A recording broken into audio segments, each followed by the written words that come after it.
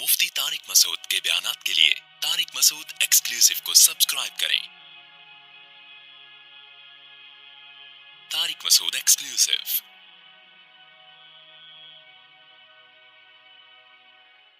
لقد کان لسبع فی مسکنہم آیا۔ اب اللہ نافرمانوں کے حالات بھی بتا رہے ہیں کہ یہ تو شکر گزار لوگ تھے، اب ہم تمہیں کچھ نافرمانوں کے حالات بھی بتاتے ہیں جن کو نعمتیں ملی اور انہوں نے ناشکری کی۔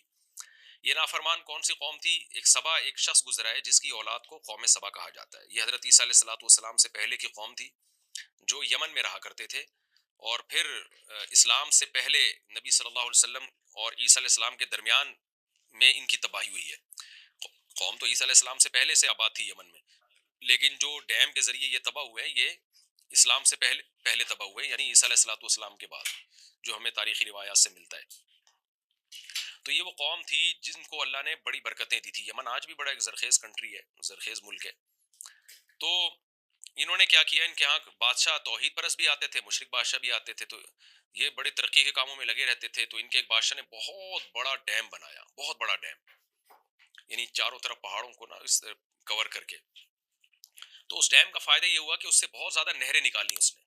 تو یہ لمبے لمبے سفر کرتے تھے، مدینہ کی سے ہوتے ہوئے شام کی طرف جاتے، صنعاء کی طرف جاتے، اور تجارتی سفر بھی ہوتے۔ تو اس نے بہت وہ نہروں کے لمبے راستے بنا کے یہ اس پورے راستے کو سرسبز و شاداب کر دیا تھا۔ اس زمانے میں سفر کرنا بہت مشکل کام تھا، کیونکہ عرب کے لمبے لمبے صحرا تھے، ڈاکوؤں کا خطرہ ہوتا تھا، بھوک پیاس سے موت کا خطرہ ہوتا تھا بہت دفعہ۔ تو بادشاہ نے کیا کیا، اتنی نہریں نکال دی، ڈیولپمنٹ کا کام کیا کہ چاروں طرف باغات ہو گئے۔ یعنی جب یہ ٹریولنگ کرتے تو دونوں طرف باغات، ان باغات کی وجہ سے آبادی بھی ہو گئی، گاؤں آباد ہو گئے۔ تو اب یہ لمبے لمبے سفر کرتے تو ان سفروں میں ان کو فائدے بہت ہوتے ہیں۔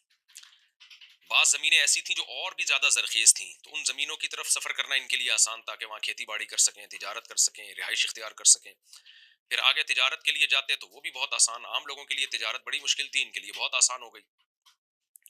تو انہوں نے کیا کیا کہ جب پیغمبر ان کے پاس آتے تھے، عیسیٰ علیہ السلام سے پہلے جو پیغمبر آتے رہے ہیں، ان کی باتوں کو ماننے سے انکار کرنا شروع کر دیا، اور اللہ کے احکامات کی ناشکریاں شروع کر دیں۔ حضرت عیسیٰ کے بعد تو کوئی پیغمبر آئے نہیں، ظاہر ہے حضرت عیسیٰ علیہ السلام بنی اسرائیل کے آخری پیغمبر تھے۔ تو حضرت عیسیٰ علیہ السلام کے بعد پیغمبروں کے جو وارثین ہیں، علماء، ان کی تعلیمات سے انکار کرنا شروع کر دیا، اور ایک خاص نوعیت کی ناشکری انہوں نے کی جس پر ان پر عذاب آیا۔ وہ خاص نوعیت کی ناشکری یہ تھی کہ ان کے جو مالدار لوگ ہیں نا، انہوں نے کہا کہ بھئی ہم جب سفر کرتے ہیں اور غریب لوگ سفر کرتے ہیں تو وہ تو دونوں کے لیے سفر برابر ہو گیا ہے، جبکہ دنیا کی دیگر قومیں جب سفر کرتی ہیں تو غریب آدمی کے لیے مشکلات ہوتی ہے، مالدار آدمی تو اس کو تو شو مارنے کا موقع ملتا ہے، کیونکہ لمبے لمبے صحرا ہوتے ہیں تو مالدار لوگ اپنے ساتھ بہت ساز و سامان لے کے چلتے ہیں، اور خادم ہوتے ہیں، گھوڑے ہوتے ہیں، اونٹ ہوتے ہیں، اور بہت ساری ان کا تو سفر میں ہی شو مارنے کا موقع ملتا تھا۔ تو ان کے مالداروں نے کیا کہنا شروع کر دیا کہ اللہ یہ تو ہمارے بہت آسان سفر ہو گیا ہے، یعنی ہمیں نہ پہرے دار لے جانے پڑتے ہیں، باڈی گارڈ لے جانے پڑتے ہیں، کیونکہ ہر تھوڑی دیر کے بعد کوئی نہ کوئی اسٹیشن آتا ہے، کوئی سرائے آتا ہے جہاں اسٹے کی جگہ ہے، ہوٹل ہے، امن و امان ہے، کھانے پینے کے سب وسائل ہیں۔ تو ڈاکو تو عام طور پہ صحراؤں میں ہوتے ہیں نا، جہاں کوئی پکڑنے والا نہ ہو، تو ہر جگہ ایک محبتیں ہیں اور وسائل ہیں۔ تو یہ تو امیر غریب برابر ہو گئے اس میں۔ ہم تو چاہتے ہیں لمبے لمبے سفروں، لمبے لمبے صحراؤں، جہاں بھوک کا خطرہ ہو، جہاں ڈاکوؤں کا خطرہ ہو، تاکہ غریب اس میں مرے اور مالدار آدمی کو اپنی دولت کی نمائش کا موقع ملے، اور ہمیں یعنی جاہو جلال کے ساتھ جائیں، ہمارے ساتھ باڈی گارڈ ہوں۔ تو یہ ساری شو بازی کا موقع تو ہمیں جب ملے گا جب کچھ خطرات بھی تو ہوں نا۔ تو ان کمبختوں نے دعا مانگنا شروع کر دی، ربنا باعد بین اسفارنا، اے اللہ ہمارے سفروں کو لمبا کر دے، یعنی مشقت والا بنا دے، اس اعتبار سے لمبا کر دے۔ دل میں نیت یہ تھی کہ ہمیں شو مارنے کا موقع ملے، جیسے بالکل ایسے ہی ہے جیسے بعض لوگ چاہتے ہیں کہ ان پہ قاتلانہ حملہ ہو تاکہ وہ گارڈ رکھیں اور پھر گارڈوں کے جھرمٹ میں گھوما کریں تاکہ تھوڑے بھرم ہو ان کے۔ تو بالکل یہی والی سوچ تھی ان کی، یعنی آم کھانے سے مطلب نہیں تھا، پیڑ گرنے سے مطلب تھا۔ آم کھانے کا مطلب کیا ہے؟ ہم گارڈ کیوں رکھتے ہیں؟ تاکہ جان کی حفاظت ہو۔ ہم جو ہے وہ سفر میں کھانا پینا اپنے ساتھ کیوں لے کے چلتے ہیں؟ تاکہ جب بھوک لگے تو کھانے کا انتظام ہو۔ تو وہ اللہ نے ویسے ہی کر دیا ان کے لیے۔ پہلے زمانے میں مسافروں کا بڑا خیال کیا جاتا تھا، تو اور حشم ختم کو لے کے کیوں چلتے ہیں؟ تاکہ خدمت کی ضرورت پڑے۔ تو جو ساری اللہ نے ان کی ضرورتیں پوری کر دی، تو انہوں نے کہا نہیں، ہمیں آم کھانے سے مطلب نہیں، ہمیں تو پیڑ گرنے سے مطلب ہے، ہمیں جو ہے نا یہ سب کچھ پروٹوکول چاہیے۔ تو وہ پروٹوکول جب ہی ہوگا جب سفر میں ٹینشن ہو، مشقت ہو، گرمی ہوگی تو آپ گھر میں اے سی لگا کے غریب کے سامنے شو ماریں گے نا. اگر آپ کے ملک کا ٹیمپریچر نارمل رہتا ہے تو پھر امیر اور غریب, نہ غریب کے گھر میں ایئر کنڈیشن ہوگا نہ امیر کے گھر میں, تو امیر کو شو مارنے کا موقع کیسے ملے گا؟ تو ان کے جو ہے نا مالداروں کے دل میں یہ متکبرانہ خیالات آنا شروع ہو گئے. تو انہوں نے یہ دعائیں مانگی. تو اسی کا تذکرہ قرآن میں ہے کہ اللہ تعالیٰ فرماتے ہیں لقد کان لسبع فی مسکنہم آیا. قوم سبا کے لیے اس کے مسکن میں ایک بڑی نشانی تھی. وہ نشانیاں کیا تھی؟ جنتانی, دو باغات, یعنی دو باغات سے مراد دو رویا باغات, یعنی ادھر والے بھی ادھر والے بھی, جو لمبے سفر میں دونوں طرف باغات ہوا کرتے تھے. اور بعض روایات میں آتا ہے اتنے گھنے باغات تھے نا کہ اگر کوئی شخص ٹوکرا لے کے باغات میں چلتا تو ہواؤں سے جو پھل گرتے ہیں نا انہی سے ٹوکرے بھر جایا کرتے تھے.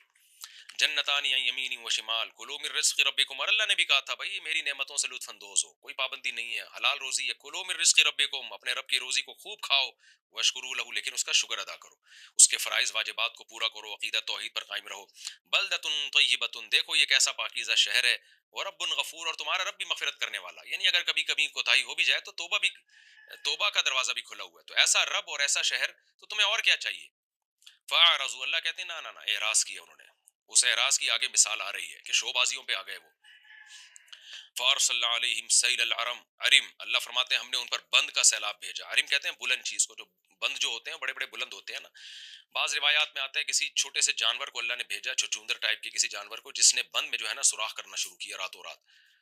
یہ جو یا اور کوئی دراڑ آ گئی ہوگی اللہ کی قدرت سے. سیل العرم, ہم نے ان پر بند کا سیلاب بھیجا. وبدلناہم, اور وہ ایسا تباہ کیا اس سیلاب نے کہ وہ سارا ان کا پانی ضائع ہو گیا, اور وہ پوری بستیاں اجڑ گئیں, وہ کھیت اور کھلیان سب برباد ہو گئے. فرمایا بجنتہم, ہم نے ان کے جو دونوں طرف کے باغات تھے نا ان کے بدلے میں ان کو کیا دے دیا؟ جنتین ذواتی, ایسے باغات دے دیے, ذواتی اکلن, جو دونوں قسم کے باغات جو دیے, اکلن خمتن, کڑوے پھل والے, یعنی جو خاردار جو کڑوی چیزیں ہوتی ہیں, جنگلی پودے ہوتے ہیں. وَأَثْرٍ, اور جھاڑیاں, وَشَيْءٍ مِّن سِدْرٍ قَلِيلٍ, اور تھوڑی سی بیری کے کانٹے دار. وہ بیری بھی کہتے ہیں کانٹے زیادہ تھے اور ان کے پھلوں میں لذت نہیں تھی. ذَلِكَ جَزَيْنَاهُمْ بِمَا كَفَرُوا, وہ سارے باغات تباہ کر کے اللہ کہتے ہیں ہم نے ان کو بدلہ دیا اس ناشکری پر جو انہوں نے کیا تھا. وَهَلْ نُجَازِي إِلَّا الْكَفُورَ, اور ہم نہیں بدلہ دیتے مگر بڑے ناشکرے کو. چھوٹی موٹی خطاؤں پہ ایسی سزائیں نہیں ملتی ہیں. اللہ فرماتے ہیں ایک اور نعمت ہم نے ان پہ کی تھی جس کے بدلے میں عذاب آیا, اور وہ عذاب جس کا بعض دفعہ قرآن واقعات میں نا تقدیم و تاخیر کرتا ہے. عذاب کا ذکر اللہ نے پہلے کر دیا اور جو ناشکری تھی اس کا ذکر اللہ بعد میں کر رہا ہے. اللہ فرماتے ہیں وہ ناشکری کیا تھی؟ وجعلنا بینہم وبین القری التی بارکنا فیہا, ہم نے ان کے اور ان بستیوں کے درمیان جن میں ہم نے برکتیں رکھی ہیں, یعنی ان کی ٹریولنگ سے آگے بھی بہت سرسبز باغات اور گھنے جنگلات تھے, یہ ایسی بستیاں تھیں جہاں وہ سفر کر کے جاتے تھے. تو ان کے بیچ میں بھی ہم نے جو ہے جو بنائی ہوئی تھی قرن ظاہرتن, بہت سی بستیاں جو نظر آتی تھیں, یعنی آباد علاقہ تھا, صحرا اور بیابان نہیں تھے. تو آباد علاقے سے فائدہ ہوتا ہے کہ انسان اسٹے کر سکتا ہے, ٹریولنگ میں آسانی ہے, تجارت میں آسانی ہے. قرن ظاہرتن وقدرنا فیہا السیر, اور ان بستیوں میں ہم نے ان کے لیے راستے بھی ناپے ہوئے تھے, اندازے کیے ہوئے تھے ان کے, کہ یعنی جگہ جگہ پر ان کے لیے اسٹے کی جگہیں تھی جہاں وہ اپنے آپ کو محفوظ رکھ سکتے تھے, موسم کے تغیرات سے بچا سکتے تھے, یعنی بہت آسان سفر کر دیا تھا. بالکل ایسے ہی ہے جیسے جب کوئی گورنمنٹ کوئی پروجیکٹ بناتی ہے نا تو لمبے لمبے روڈ بناتی ہے تو اس میں راستوں میں اندازے لگاتی ہے کہ اتنے کلومیٹر کے بعد واش روم ہونا چاہیے اور ہوٹل ہونا چاہیے اور ہیلپ لائن ہونی چاہیے. تو یہ ساری چیزوں کا اللہ کہتے ہیں ہم نے ان کے لیے انتظام کیا تھا, یعنی قدرتی طور پر ان کو ان کے سفر کو ایسا بنایا تھا. سیرو فیہا لیالی, اور پھر ہم نے ان سے کہا تھا سفر کرو ان راستوں میں راتوں میں بھی اور ایامن دن میں بھی, آمینین امن کے ساتھ. لیکن کیا ہوا, ان کو شو بازیوں کا موقع نہیں ملا. تو قوم کیا کہنے لگی؟ فقالوا ربنا, اے ہمارے رب, یعنی مالدار لوگ یہ کہنے لگے, باعد بین اسفارنا, قوم کے کچھ لوگ کرتے ہیں لیکن اللہ نسبت قوم کی طرف کرتے ہیں, یہ قرآن کا ایک انداز ہے. اے ہمارے رب ہمارے سفروں کو خوب لمبا کر دیجئے. تو اللہ کو پھر اس پہ غصہ آیا, تم شو مارنا چاہتے ہو, تم اللہ کی نعمت سے فائدہ اٹھاؤ. یہ ایسے ہی ہے جیسے ایک آدمی کہ اللہ بدمنی پیدا کر دے تاکہ میں گارڈ رکھوں, اور تھوڑا اور دل میں نیت یہ ہو کہ تھوڑا بھرم بازیوں کا ہمیں موقع ملے, اس کا اپنا ایک مزہ ہے. تو اللہ کو یہ شو بازیاں پسند نہیں ہے. اگر سکون کی زندگی ہے, امن و امان ہے, آپ کو گارڈ رکھنے کی ضرورت نہیں ہے, تو اس نعمت پہ اللہ کا شکر ادا کریں. وَظَلَمُوا أَنفُسَهُمْ, اللہ کہتے ہیں اپنی جان پر انہوں نے ظلم کیا. فَجَعَلْنَاهُمْ أَحَادِيثَ, ہم نے ان کو قصے کہانیاں بنا دی. ایسے قصے بنے تھے کہ عرب میں یہ مشہور تھا کہ فلاں قوم ایسے بکھر گئی ہے جیسے قوم سبا بکھری تھی. کیونکہ جب یہ سیلاب آیا نا, اب یہ ضرور ہے کہ اس میں ظاہر سارے برے نہیں تھے, جو غریب لوگ تھے ان کی تو یہ تمنا نہیں تھی کہ لمبے لمبے اسفار ہو جائیں, لیکن جب قوم پہ اجتماعی عذاب آتا ہے تو دنیا میں پھر سبھی پستے ہیں. تو بہت سے ہلاک ہو گئے, بہت سے تتر بتر ہو گئے, وہ جگہ رہنے کے قابل نہیں رہی, تو کچھ مدینہ چلے گئے. بنو قریظہ اور اوس اور خزرج جو یہودیوں کے قبیلے تھے، کہا جاتا ہے کہ ان کے تانے بانے بھی اسی قوم سبا سے ملتے تھے، یعنی یہ بھی وہیں سے آ کے تتر بتر ہو کے وہاں آباد ہوئے تھے. اور بھی دائیں بائیں بہت ساری قومیں کچھ شام میں چلی گئیں. تو عرب میں یہ مثال دی جاتی تھی کہ فلاں قوم ایسے تتر بتر ہوئی ہے جیسے قوم سبا ہو گئی، یعنی وہ ایسے قوم رہی نہیں باقی، کوئی کہیں چلا گیا کوئی کہیں چلا گیا، ان کے مذہب بھی تبدیل ہو گئے. تو اللہ فرماتے ہیں کہ فجعلناهم احاديث ومزقناهم كل ممزق، ہم نے ان کو تتر بتر کر دیا. ان فی ذلک لآیات لکل صبار شکور. وقت ختم ہو گیا لیکن میں اس کو کمپلیٹ کر دیتا ہوں. اس میں بڑی بڑی نشانیاں ان لوگوں کے لیے جو صبر کرتے ہیں، کیونکہ جو صبر کرتے ہیں نا ان کی طبیعت میں جلد بازی نہیں ہوتی، وہی غور و فکر کرتے ہیں، عبرت حاصل کرتے ہیں. اور شکور جو شکر گزار ہیں. وَلَقَدْ صَدَّقَ عَلَيْهِمْ إِبْلِيسُ ظَنَّهُ. اللہ فرماتے ہیں ابلیس یعنی شیطان نے بھی قوم سبا کے بارے میں اپنے گمان کو سچا پایا. شیطان کا گمان یہ تھا کہ اکثر لوگ اللہ کی ناشکری کریں گے، میں ان کو ایسا گمراہ کروں گا. تو اللہ کہتے ہیں قوم سبا کو دیکھ کر شیطان نے بھی اپنے گمان کو سچا پایا، یعنی قوم سبا پر. تو یہی وہ بھی مشاہدہ کر رہا ہے اور اس کو بھی اپنا گمان اس نے سچا پایا کہ جو میں نے دعوے کیے تھے نا وہ دیکھو سچ ہو رہے ہیں، کہ انسان کی اکثریت ناشکری پر جاتی ہے. نعمتیں ملتی ہیں تو شکر گزاری کے بجائے ناشکری پہ آتے ہیں. تبھی شیطان نے کہا تھا نا لا تجید اکثرهم شاکرین، اے اللہ تو ان میں سے اکثر کو دیکھے گا تیری نعمتیں استعمال کریں گے مگر شکر نہیں کریں گے. تو اللہ کہتے ہیں ایسا ہی ہوا. پھر ایک اشکال ہوتا ہے کہ اچھا کیا اللہ تعالیٰ نے شیطان کو اتنا انسان پر طاقت اور قوت دی ہے کہ زبردستی گمراہ کر لے؟ تو اگلی آیت میں اس اشکال کا جواب ہے. تو اللہ فرماتے ہیں فتبعوہ، ان لوگوں نے شیطان ہی کی اتباع کی، الا فریقا من المؤمنین، ہاں قوم سبا میں کچھ ایمان والے تھے جنہوں نے شیطان کی اتباع نہیں کی.